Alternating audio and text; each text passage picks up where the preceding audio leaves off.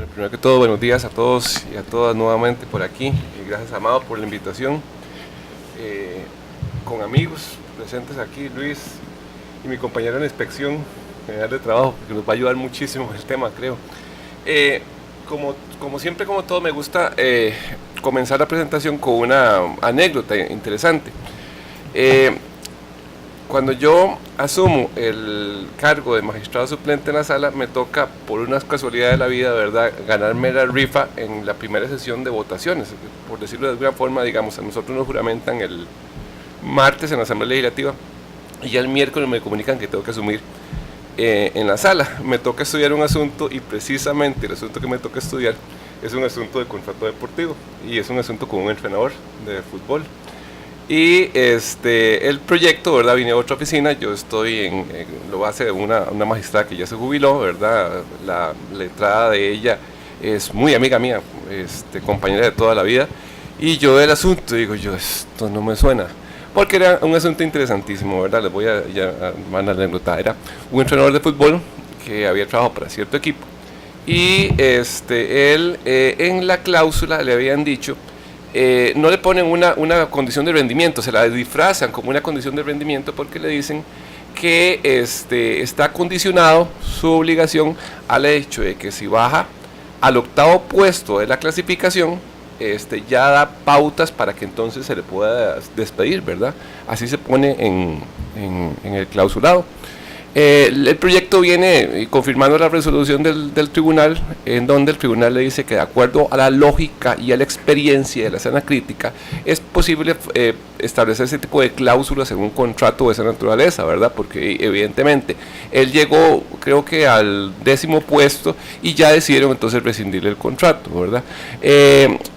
Yo me pongo a pensar, bueno, a ver, es una actividad colectiva. Al campeonato le quedaban como 3/4 partes todavía, o sea que él podía eventualmente en lo que quedaba del campeonato, ¿verdad?, llegar al 8º puesto y no por eso tenía que rescindir el contrato. Entonces digo yo, ¿cómo es posible fijar una cláusula de rendimiento, ¿verdad?, desde el punto de vista de una cuestión numérica, ¿verdad? Entonces digo yo, a ver, yo llego a la sala y digo yo, es mi primera votación, no sé si es como para un futbolista el primer partido de fútbol, ¿verdad?, con los grandes, con los titulares, y llegar uno con todos los titulares de la sala, y yo decir, voy a salvar el voto, porque voy a decir que este señor tiene derecho a toda la administración que él pretende, ¿verdad? Era como, es mi primera integración, ¿verdad? Pero dije yo, no, yo tengo que marcar una pauta aquí, tengo que decir esto, porque en realidad es una situación, y mi voto salvado así lo dice, es una situación de lenguaje. Aquí simplemente lo que hacemos es que utilizamos el lenguaje, ¿verdad?, para poner cláusulas que son evidentemente indeterminadas y que van en contra, evidentemente, de la parte trabajadora. ¿Por qué? Porque ¿quién hace el contrato?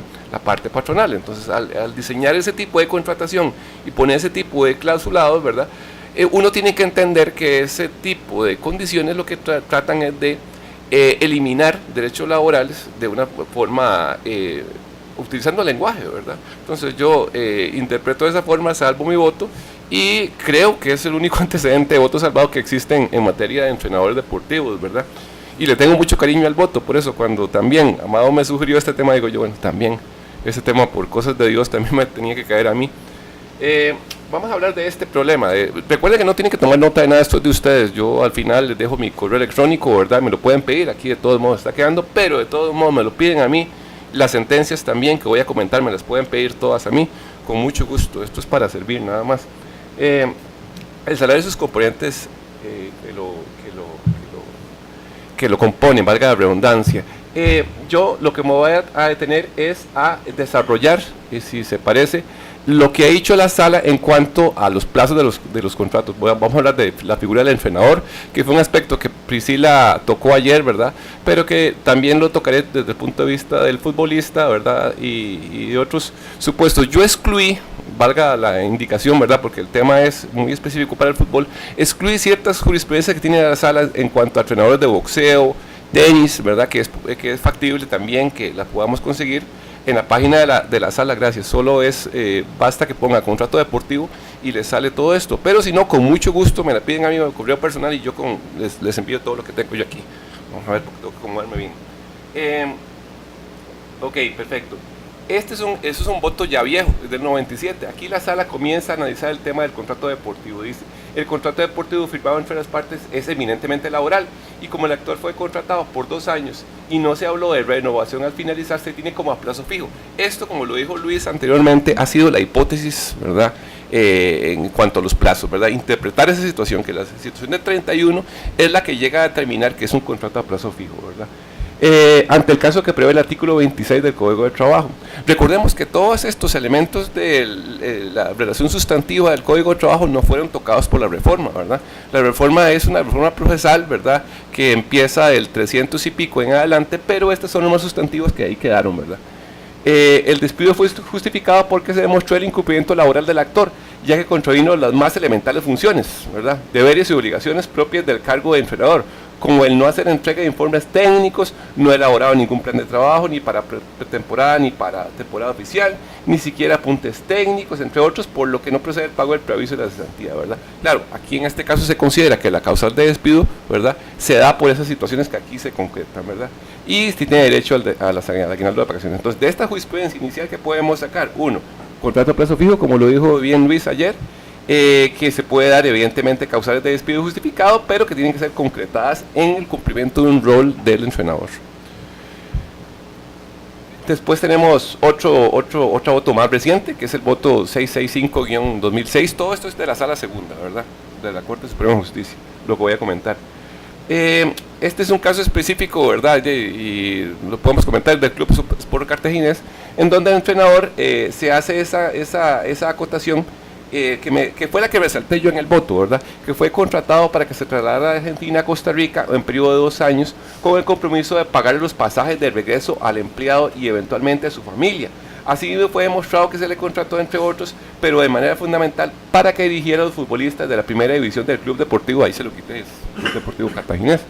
Por lo que estamos en presencia de una actividad de naturaleza especial, que no iba a ser desempeñada por cualquier profesional, sino por alguien capaz, ¿verdad?, y que conociera de ese deporte y su dirección técnica. Nos encontramos entonces ante el acaso que prevé el artículo 26. Aquí es importante porque la jurisprudencia analiza la situación de un entrenador extranjero desde el punto de vista de la sala, ¿verdad?, la situación del traslado o no, si esas condiciones eventualmente estipuladas en el contrato pueden otorgarse como rubros, ¿verdad?, que forman parte también de lo que podría pedir él como una pretensión dentro de una demanda laboral.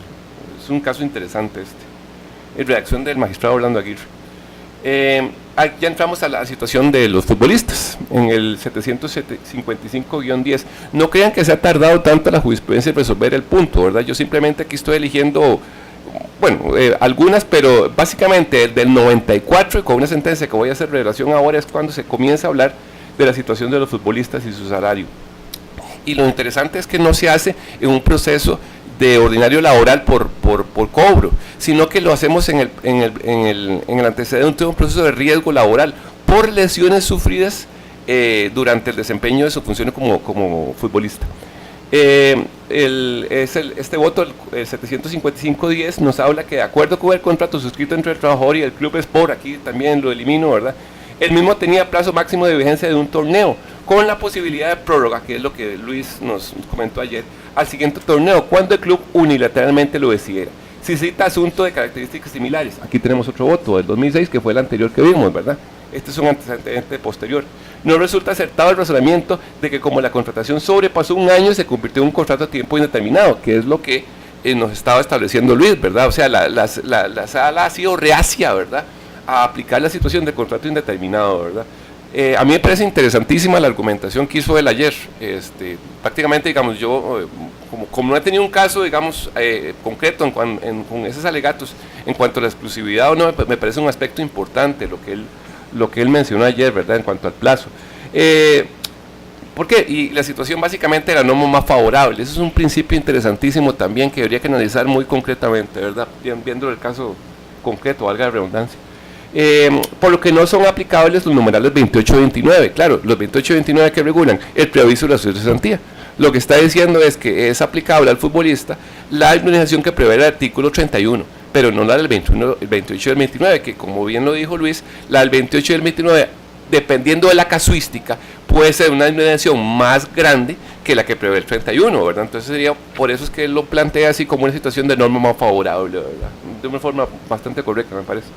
Que regulen el auxilio de cesantía en los casos de despido injustificado en contratos por tiempo indeterminado, si no presentes el artículo 31. Eso ha sido la posición, ¿verdad? Y vean que es de 2010, de 7 años para atrás. Estos consisten en los salarios dejados de percibir desde la destitución hasta la data que finalizó el campeonato concreto del cual se trataba, ¿verdad? Además, eso es importante, ¿verdad? La sala lo considera desde el momento en que desde el momento que cesa hasta la data en que finalizó el campeonato concreto, ¿verdad? De ahí se le da derecho a la indemnización. Además, para la fecha del cese ya había vencido el plazo para matricularse, que fue algo que él mencionó ayer, en otro equipo, lo que le impidió conseguir trabajo en lo que quedaba de esa temporada, según relató un testigo fiable. No se considera factible otorgar los salarios correspondientes a los torneos restantes, ojo esto, futuros, ya que el actor no tiene un derecho a la prórroga, sino una mera expectativa. Aquí nos deja pendiente una situación interesante. ¿Y qué tal si hubiera tenido derecho a la prórroga? Aquí la sala nos deja ver algo, ¿verdad? Interesante, ¿verdad? En este planteamiento, si uno los pone a analizar bien lo que se está diciendo ahí, ¿verdad? El voto 158 del 14 también es de futbolistas. Volvemos con la tesis del artículo 31. El artículo 31 exige al trabajador demostrar la imposibilidad de conseguir un nuevo trabajo. Y si bien no se exige una demostración estricta de los daños y perjuicios sufridos, sí es responsabilidad del actor aportar algún elemento que favoramente su argumento y que deje claro, según la importancia de la función desempeñada y las circunstancias del caso, la dificultad que haya tenido para procurarse un empleo equivalente. ¿Qué es lo que está diciendo? Lo que el compañero nos mencionó ayer, Luis, que nos habló del hecho de que la carga de la prueba en cuanto a los daños y perjuicios la tiene el trabajador, en cuanto a eso, ¿verdad? Situación que no causa variación con la reforma laboral. La reforma laboral tiene una modificación importantísima en cuanto a medios de prueba en materia laboral en el artículo 479 y también en cuanto a lo que es la carga de la prueba en ese mismo artículo, en el 479, pero específicamente en cuanto a los daños y perjuicios, ¿verdad? Por decirlo de alguna forma, la norma dice: el trabajador tiene que probar prestación personal de servicios. En el caso de un futbolista, tengo que probar que estoy jugando para ese club, punto. Eso hace surgir una presunción. ¿De qué? De que hay una relación laboral. Eso es, deriva no solo del 479, sino que del artículo 18 del Código de Trabajo. Y la norma después nos dice: pero en todo caso, a la finalización del contrato de trabajo en relaciones de ese tipo, ¿verdad?, el empleador está llamado a probar lo siguiente, y viene una serie de situaciones en donde el empleador tiene que probar situaciones concretas: salarios, fecha, antigüedad. Todas estas situaciones están sujetas a la carga de la prueba del empleador. ¿Qué quiere decir eso? Que si yo como jugador digo, bueno, yo comencé a trabajar tal fecha y terminé tal fecha, y el empleador dice, no, comenzó a trabajar más bien una fecha posterior, ¿a quién le corresponde probar que comenzó a trabajar una fecha posterior? Al empleador, porque la norma le obliga a probar a él, no al trabajador. Y si él no logra probar, yo me voy al dicho del trabajador. Entonces, por decirlo de alguna forma, esta reforma en cuanto a marco probatorio sí influenciaría los contratos deportivos, ¿verdad? Porque nos ubicaría en una situación de carga de la prueba, que eso sí es modificado en la reforma laboral. En este caso, el actor no demostró la ausencia de contrataciones posteriores a mayo de 2012, ¿verdad? Entonces, estas situaciones de daños y perjuicios escapan, por decirlo así, de la reforma. Entonces, siempre habría que probar los daños y perjuicios, ¿verdad?, por parte del trabajador, porque estaríamos en un supuesto ya no del 479, sino del 477, que es la norma general en cuanto a la carga de la prueba, que implica que los hechos, ¿verdad?, afirmativos, valga la redundancia, o constitutivos del derecho del trabajador, los tiene que probar, salvo ciertos supuestos, pero dentro de esos supuestos no está el de los daños y perjuicios, entonces tendría que acreditarlo él. Ok. Tenemos también la situación de los daños y perjuicios. Aquí volvemos con la misma hipótesis. Nótese que de hecho, creo que este es el antecedente mío, que les acabo de citar. Mío, porque el mío es voto salvado. No salgo aquí porque tengo voto salvado. Es más, les regañé a las muchachas de la informática porque ni siquiera me pusieron que había un voto salvado, que era el mío. Pero no importa, yo lo hago famoso. Pero es que usualmente, y la gente de esto se ríen, pero es que usualmente cuando uno hace un voto salvado, le ponen al resumen, hay voto salvado, ¿no? Para que uno sepa, ¿verdad?, que aquí hay uno que disiente, ¿verdad? Pero ahí no le pusieron, entonces digo, ya, y me dejaron guindando, ¿verdad?, con eso, ¿verdad? La gente no va a saber que por lo menos yo disentí. Y creo que siempre desinteré en esos, me parece. Bueno, pero vamos a ver. Contrato a plazo, daños y perjuicios. Al haber acreditado el actor la ruptura del contrato a plazo fijo ante el ofrecimiento del mismo un día antes del inicio del torneo del verano 2013 y las dificultades que ello representó para su vinculación con otro equipo de primera división en condiciones similares, no queda más que confirmar el fallo recurrido en cuanto a condenado a las codemandadas al pago de daños y perjuicios. Vean cómo lo concretamos aquí, los daños y perjuicios. Las dificultades que él tuvo, que son dificultades a veces de la misma reglamentación que no le permiten contratar para otro club. Entonces, ante esa circunstancia, entonces, claro, son daños y perjuicios porque no puede trabajar. Técnicamente, que le está limitando al mismo reglamento, le impide el trabajar. Entonces, indemníceme, porque reglamentariamente se me imposibilita, ¿verdad? Ahí simplemente los daños y perjuicios que tiene que acreditar la situación reglamentaria, eso es todo. Punto. Y no puede trabajar, ¿y qué va a probar? ¿Y que me ponga a trabajar como bartender? No, y es que el entrenador, su función es esa, ¿verdad? Salario de la persona jugadora, ¿verdad? Este es el antecedente que yo les digo, es el antecedente más viejo que tiene la sala en materia de fútbol, ¿verdad? Es del 93 y es el caso de Luis Raquel Ledesma versus la Liga Deportiva Alajuelense, ¿verdad? En este se habla de, ya que se comienza a hablar, pero en materia de riesgos, ¿verdad? Porque claro, como es un riesgo de trabajo, hay que considerar el salario y todo lo que lo compone. Entonces dice, el salario del jugador de fútbol, se comienza a hablar de eso. Comprende además del mensual, las remuneraciones adicionales, tales como fichaje, premios, comisiones, y después aquí viene un término interesante, un etcétera. Entonces, etcétera, ¿qué conlleva ahí? Amplísimo, ¿verdad? Amplísimo. Entonces, ese etcétera es importante, ahí no lo puse porque incluye un montón, pero es el antecedente quizás más importante de la sala, para mí, históricamente, porque es el que comienza a resarcir en esta materia importante. Otros componentes salariales, veamos este voto del 319-97, también de jugadores de fútbol. Dice, el fichaje es parte del salario.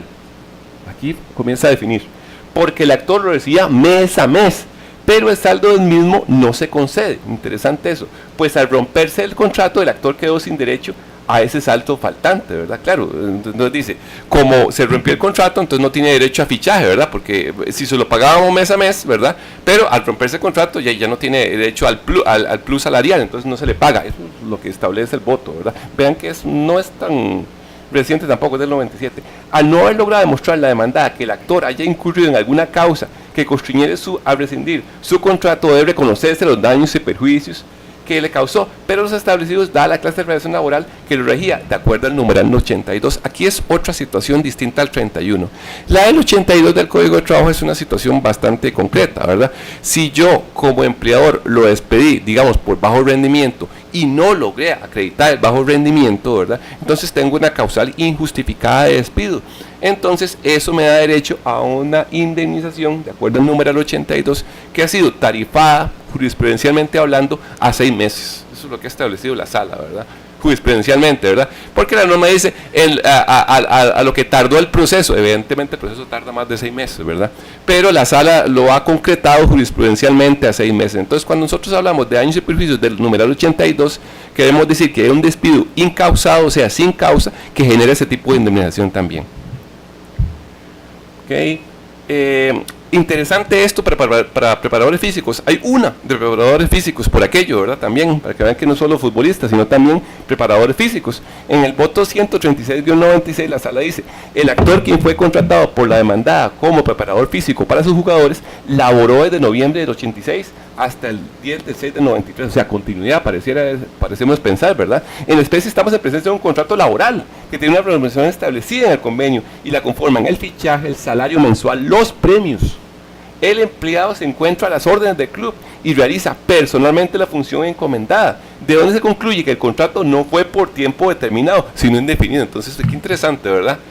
¿Por qué al del futbolista lo someto a una situación básicamente como la que expuso Luis ahí, y a este que es entrenador, preparador físico, pero lo sujeto a un plazo? Entonces sí le aplico las situaciones de un contrato a tiempo indefinido? Es como incongruente, ¿verdad? El razonamiento, en cierta manera, ¿verdad? Dado que el mismo se prolongó en el tiempo y las causas que dieron origen a la contratación subsistían al rompimiento de su relación, por lo que el despido fue injustificado. Entonces, aquí es un parangón que yo cuando lo encontré digo, yo mira, ¿por qué hacemos diferencia en cuanto al preparador físico y al futbolista? ¿Qué pasa con el futbolista que estuvo 10 años con un club? Yo no puedo decir que es un contrato a tiempo indeterminado, que es la hipótesis que estaba diciendo él ayer, ¿verdad? Ya ahí me puso, no lo voy a negar, me puso a pensar. Casi no duermo pensando en eso, pero me puse a pensar el planteamiento. No, por eso, por otra cosa. Despido por bajo rendimiento, ¿verdad? Despido por bajo rendimiento. Aquí es un concepto interesantísimo que a Amado le gustaba establecerlo, ¿verdad? A ver, es un concepto jurídico indeterminado. ¿Cómo mido yo un bajo rendimiento? ¿Verdad? Es que es difícil, yo peloteando, ¿verdad? En el caso del entrenador dice, el despido de un trabajador deportivo por bajo rendimiento no responde a un criterio subjetivo de una junta directiva. Interesante eso, ¿verdad? Sino a un objetivo. Es decir, ha de estar fundamentado en circunstancias, hechos concretos de los cuales se puede deducir. ¿Dónde tengo que fundamentar eso? En el contrato. Ahora, evidentemente, el contrato, ¿quién lo hace? El empleador, ¿verdad? Entonces, ¿él cómo va a determinar el bajo rendimiento? Como lo hizo en el primer caso que expuse yo, si baja de la 8ª posición. Entonces uno dice, pero ¿cómo determina un bajo rendimiento en un deporte colectivo? O sea, digamos, él es responsable de que el equipo baja a la 9ª posición.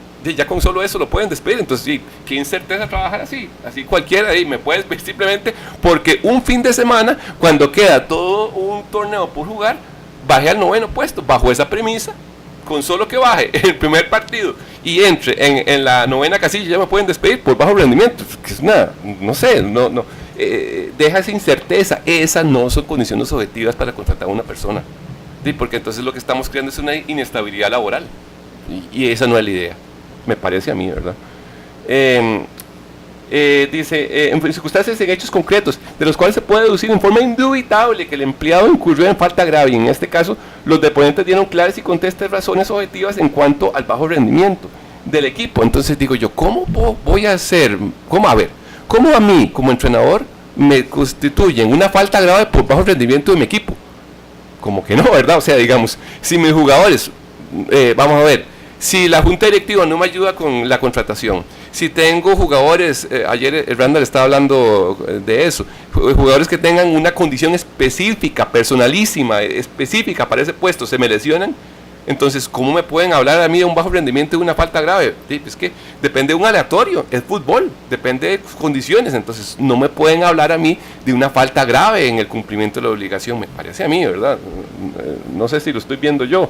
Así, bajo rendimiento también, esta otra jurisprudencia también nos hace mención, el despido del actor es injustificado, pues unos representantes patronales, el entrenador prescindió de sus servicios, ¿verdad? Aquí es un jugador por bajo rendimiento, como jugador, alegando supuesta falta de rendimiento en forma verbal, dejándole de satisfacer a su vez el salario que había vengado y que hubiera percibido de haber continuado ejecutando su otro contrato de trabajo. Vuelvo a lo mismo. Entonces el entrenador me dije, estás bajo rendimiento. ¿Qué es eso? ¿Qué es eso? Ya, no sé, no metiste 5 goles, ya, pero no es el extremo que me pone y no me centra nada. Es que quiere que meta goles, ya, pues usted como que no, o sea, digamos, es que es un deporte de equipo, reitero. Entonces, digamos, ¿cómo va a justificar yo un bajo rendimiento de un futbolista? A mí me encanta el parámetro tecnológico. Yo le podría decir, bueno, es que yo tengo un promedio de lo que usted tiene que correr en un partido, y usted corrió, qué sé yo, en lugar de 6, corrió 5 kilómetros, entonces hay bajo rendimiento.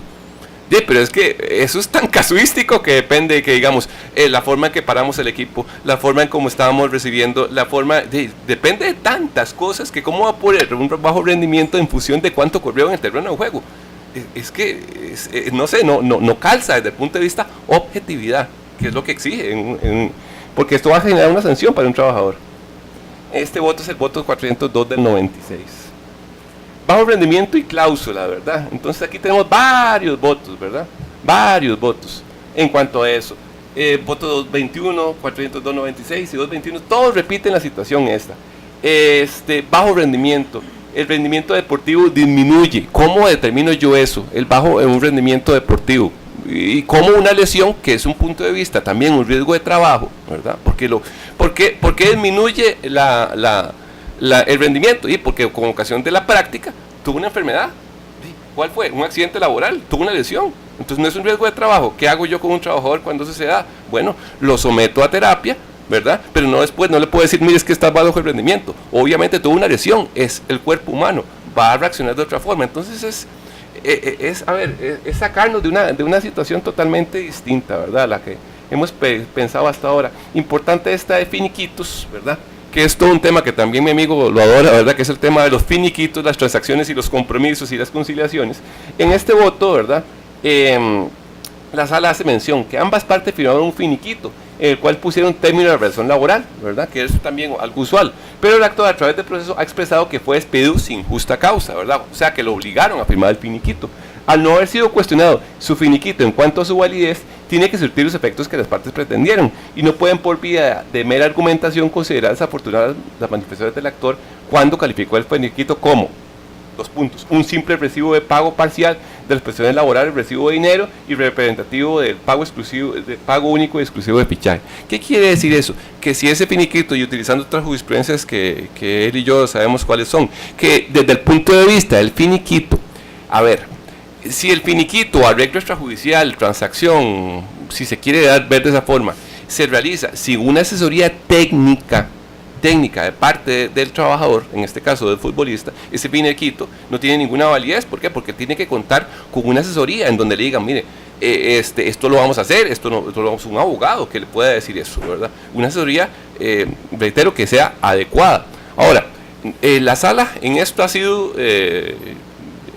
amplia, ¿verdad? En cuanto al sentido de que a pesar de que yo llegue a un finiquito o una conciliación ante los órganos administrativos, llámese el Ministerio de Trabajo, llámese cualquier arreglo extrajudicial, si se trata de derechos laborales irrenunciables, ese finiquito perfectamente se puede discutir ante los tribunales, y así se ha establecido. Ahora, ¿qué son derechos laborales irrenunciables? Interesante eso. Salario, y aquí estamos hablando de salarios de todos sus componentes. Entonces, si eventualmente yo en un finiquito excluí algo por no considerarlo salario, yo perfectamente podría ir ante el juez de trabajo y decirle, mire, ese finiquito es ilegal porque los derechos laborales son irrenunciables y uno de ellos es el salario, y el salario está compuesto también por esto, entonces discutamos acerca de la naturaleza salarial de esto, perfectamente, porque el salario es irrenunciable. Otro derecho, vacaciones y aguinaldo, ¿verdad? Esos son los tres derechos irrenunciables, pero el salario sobre todo engloba un montón de cosas. Entonces yo podría decir, en esa conciliación que hicimos, conciliamos, pero en realidad estábamos conciliando sobre un extremo, ¿verdad?, que yo no consideraba salario, pero ahora me doy cuenta que sí. Entonces discutamos ante un juez de trabajo perfectamente, no hay ningún problema en cuanto a eso, ¿verdad? Mi ex jefe, que Dios goce, don Bernardo Van der Laat, decía que eso era una barbaridad, si pensábamos así, ¿verdad? Porque decía que era quitarle fortaleza al ministerio, a la conciliación en sede administrativa. Yo pienso de otra forma, es que son derechos laborales irrenunciables, digamos, y está bien, yo puedo cometer errores. Don Bernardo decía, bueno, si se cometieron errores en cuanto a la asesoría que le dio el ministerio, que él presente el proceso de lesividad. Entonces yo le decía, sí, pero es que es un trabajador, ¿a dónde está la gratuidad? No, entrémosle a discutir en un proceso laboral, y siempre ha sido la hipótesis que he mantenido, ¿verdad? A pesar de que mi jefe pensaba otra cosa, ¿verdad? A veces pienso que a veces me va a jalar las patas un día de estos. No creo. Nuevamente con esto yo finalizo. Este es mi correo electrónico. Me pueden pedir todas las sentencias que gusten. Después también se me olvidó decirle, la que hice ayer fue un análisis dogmático de responsabilidad civil en caso de futbolistas y entrenadores y eventos. Eso es un trabajo, tengo varios trabajos, no míos, ¿verdad? Eso los bajé de internet, pero yo los tengo recopilados. Entonces si me los piden también yo se los paso ahí. Eso es para el conocimiento, es para la gente tiene que compartir el conocimiento, es la idea. Y muchas gracias, amado, creo que me pasé pero repasado, ¿verdad? Pero no me sacaste nada, gracias. No me la merezco, gracias. Williamato nunca me saca tarjeta en las mejengas, por algo será. Pasate para acá.